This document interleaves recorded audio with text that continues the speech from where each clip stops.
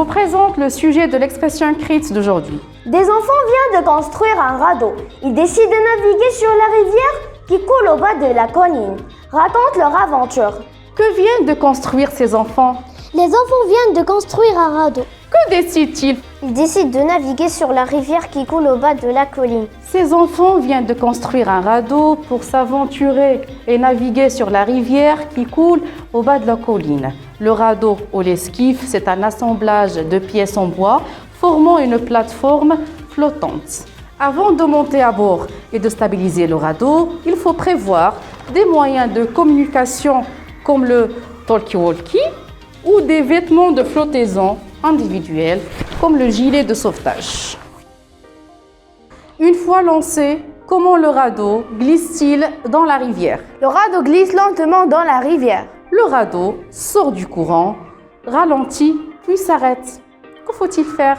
Il faut empoigner une perche pour repousser le fond. Sauter à l'eau et tirer sur la corde pour dévier le radeau de sa trajectoire. Que font les enfants quand la nuit est tombée? Ils tirent le radeau le plus près possible de la rive à l'aide de la corde. Ils montent les tentes et préparent le gilet. Je vous rappelle du plan de la rédaction. Donc commençons par la situation initiale ou l'introduction et je réponds aux questions quand, qui, quoi, où. Après, je passe au développement. Je rédige mon texte avec les bons temps du récit. Je fais attention aux ponctuations et aux accords des verbes et des participes passés. Après, je rédige ma conclusion. Je vous présente ma rédaction. Des enfants viennent de construire un radeau. Ils décident de naviguer sur la rivière qui coule au bas de la colline. À l'aide de quelques rondins, ils réussissent à construire leur esquif. Tout au long du trajet, ils admiraient les paysages féeriques ainsi que la verdure. Des oiseaux s'égosiaient à chanter, des nuages se modifiaient lorsque le vent soufflait. Les enfants étaient émus par cette splendeur. Malheureusement, le courant d'eau était fort et le radeau commençait à se déstabiliser. Les gamins étaient apeurés, mais il y avait un îlot au centre de la rivière dans lequel ils se reposaient et mangeaient leur repas. Quelle belle aventure!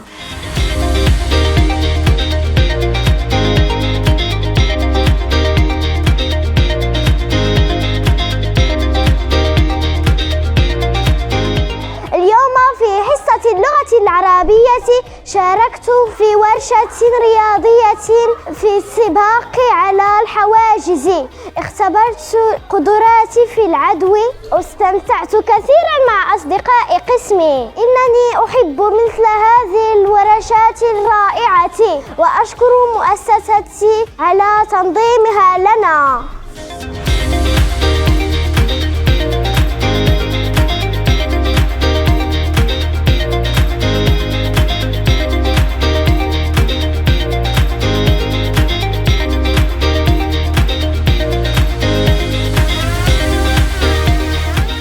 Bonjour mes chers élèves, alors aujourd'hui nous allons commencer notre séance de lecture dans le cadre de notre 5e unité, Théâtre pour rire.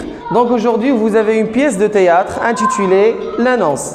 Bonjour jeune fille, vous savez ce que je cherche? Oui monsieur, j'ai bien lu l'annonce.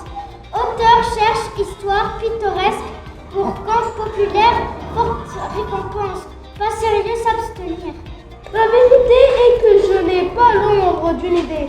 Passez la première phrase. Il était une fois, je suis sec comme un vieux biscuit. Je vous écoute, mademoiselle. Voilà, monsieur, je m'appelle Cendrillon. Et Seigneur, ça commence bien.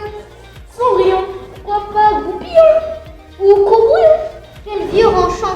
À la maison, ma marâtre et ses deux filles me traitent comme la dernière des souillons. Je m'habille avec des loques. Je dors dans le grenier et vous mangez des épluchures de pommes de terre. Je sais, ma pauvre demoiselle, la misère ne fait plus recette aujourd'hui. Ça s'arrange après, monsieur, car ma marraine est une fée. À qui ferez-vous croire ça? Je vous rassure, monsieur. Alors maintenant on passe aux questions de compréhension. Première question, quels sont les personnages de cette scène? Les personnages de cette scène sont l'auteur Cendrillon et le petit chaperon rouge. Deuxième question, pourquoi certains éléments du texte sont-ils en italique? Certaines phrases du texte sont en italique car ce sont des didascalies. Troisième question, pourquoi l'auteur reçoit-il Cendrillon et le petit chaperon rouge? L'auteur reçoit Cendrillon et le petit chaperon rouge pour écouter leurs histoires. Quatrième question, à qui l'auteur parle-t-il au cours de cette scène? Au cours de cette scène, l'auteur parle à Cendrillon, au petit chaperon rouge et à Charles.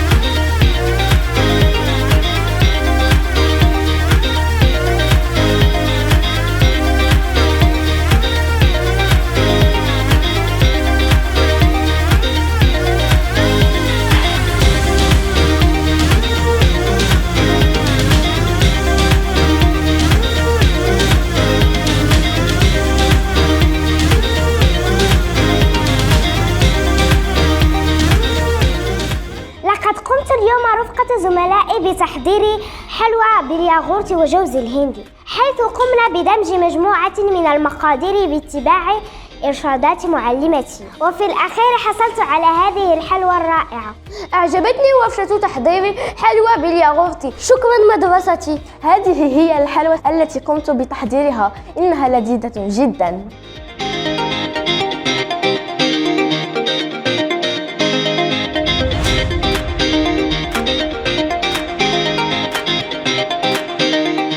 Bonjour Madame Sautier, je me présente au nom de toute la classe pour vous souhaiter la bienvenue dans notre école.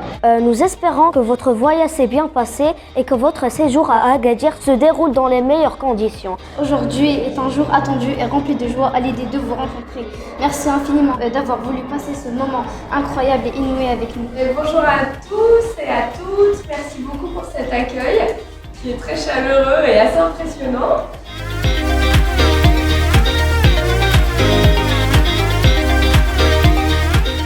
Trouvez-vous de l'inspiration dans les livres d'autres auteurs?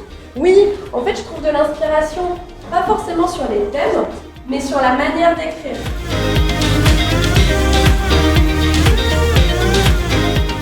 Bonjour, je m'appelle Anaïs Sautier. J'ai été invitée par le représentant de l'école des loisirs au Maroc pour présenter mon parcours et mon métier qui est d'écrire. Je rencontre des classes qui ont lu mon livre avec grande attention et qui me posent des questions à la fois sur l'histoire, sur mon métier. On sent que le livre a été lu avec attention et je suis assez contente. Il y a des questions assez profondes sur l'acte d'écriture et la création. Voilà, je suis très surprise du calme et du sérieux des élèves, très impressionnée aussi par le niveau de français. On sent qu'ils représentent une institution. Vous étudiez dans une école dans laquelle on se sent bien, c'est vraiment une petite oasis dans le monde. Donc, merci à tous et à toutes. Est-ce que vous exercez un autre métier en parallèle avec l'écriture? Aujourd'hui je travaille dans une association à Marseille, c'est la ville où je vis, et je travaille sur un programme autour de la lecture dans les écoles marseillaises. Tout d'abord, je remercie l'institution Al-Hanan pour cette bonne initiative en la personne de Madame Asma et Madame Belghiti pour leur soutien à nos enfants, pour leur encadrement, pour les faire aimer la lecture, et pourquoi pas l'écriture. Et je remercie aussi l'écrivain Anaïs Sautier pour cette initiative et pour son déplacement.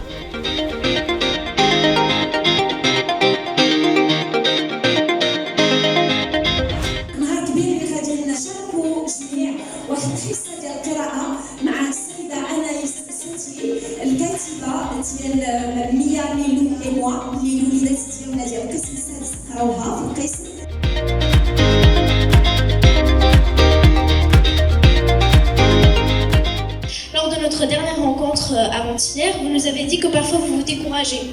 Je voudrais bien savoir, lors de ces périodes, comment faites-vous pour surmonter ce découragement? En fait, ça finit par passer tout seul et des fois je me dis que peut-être que les phases de découragement elles font partie du processus. C'est-à-dire que pour réussir, il faut rater. Pour écrire quelque chose dont on est content, il faut faire des ratures.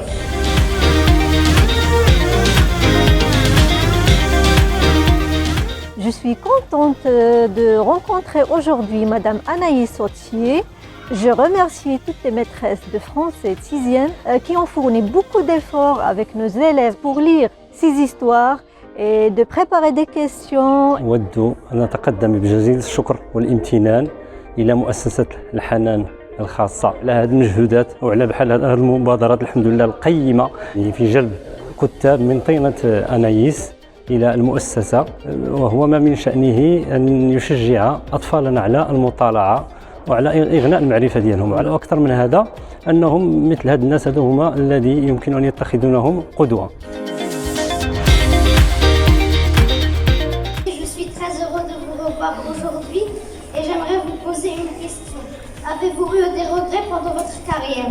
Et donc moi mon regret c'est que des fois j'ai peur de pas faire assez bien ou des choses trop compliquées. Et vous méritez des livres qui donnent envie qu'on les finisse.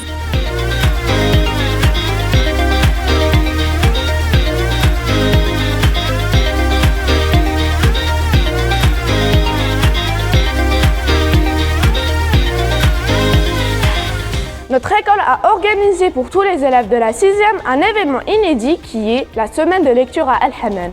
À cette occasion, nous avons rencontré dans notre classe la célèbre écrivaine française Anaïs Sautier. Avec notre maîtresse de français, nous avons déjà découvert son roman « Mia, les loups et moi » durant nos séances de lecture. C'était un réel plaisir de rencontrer enfin son auteur et de discuter avec elle. Madame Sautier a même eu la gentillesse de me dédicacer mon livre.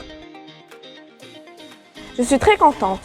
J'aimais déjà la lecture et grâce à cet événement, je l'aime encore plus. Merci à mon école Al-Hanan.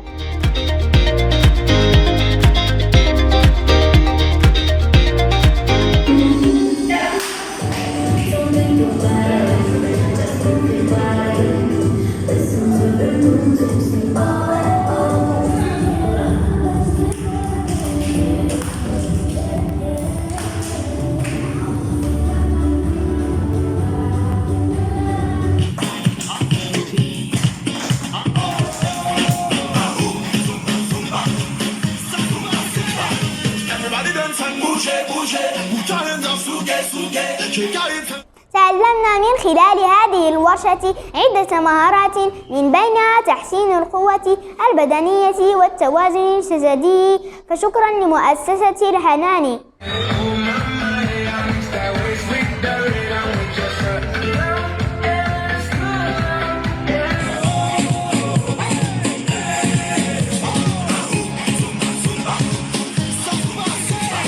مرحبا، سنبدأ بحصة الحساب الذهني وكالعادة سنبدأ بجدول الضرب. 8 في 6 يساوي 48. 4 في 8 يساوي 32. 6 في 6 36. 4 في 5 20. 9 في 6 54. حسن جدا. هيا والآن سنمر إلى التمرين الثاني. لدي السلسلة 32 أتزايد ب3.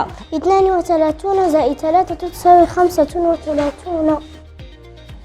38. 41. 44. 47. 50. نمر إلى التمرين رقم 3 وعندي أكمل الفراغ بالعدد الناقص. 5 لأصل إلى 10. 5. 1 لأصل إلى 10. 9. 3 لأصل إلى 10. 7. 9 لأصل إلى 10. 1. والتمرين الأخير أحسب ذهنيا العمليات التالية. 15 ناقص 7 تساوي 8. 19 ناقص 6 تساوي 7. 21 ناقص 9 تساوي 12. 43 ناقص 7 تساوي 36.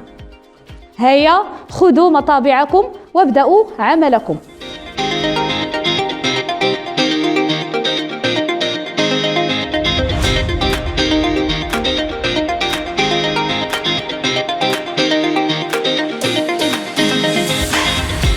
اكتشفنا اليوم في حصة اللغة العربية أتعلم بطريقة أخرى اللعبة الشهيرة التي تعتمد على الاستراتيجية والتفكير، لعبة الداما.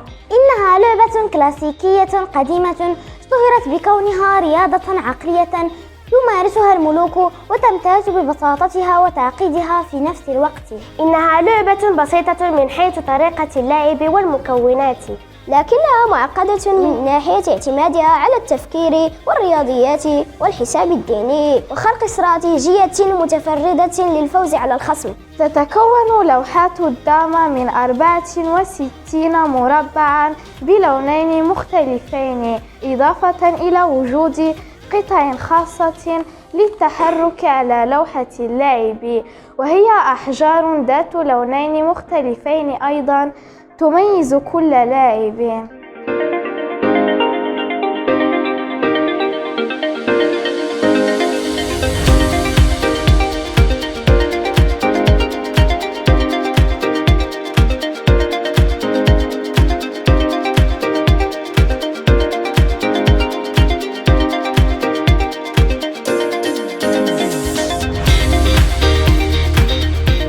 شاركت اليوم في ورشة للاكتشاف والتجريب، تعلمنا من خلالها كيفية تحضير الفشار المملح والحلو. كانت تجربة ذوقية وعلمية ممتعة. تعلمنا أيضا في هذه الورشة كيف تتحول الذرة إلى فشار وكيف يتحول السكر إلى كراميل. فشكرا لمؤسستنا الحنان.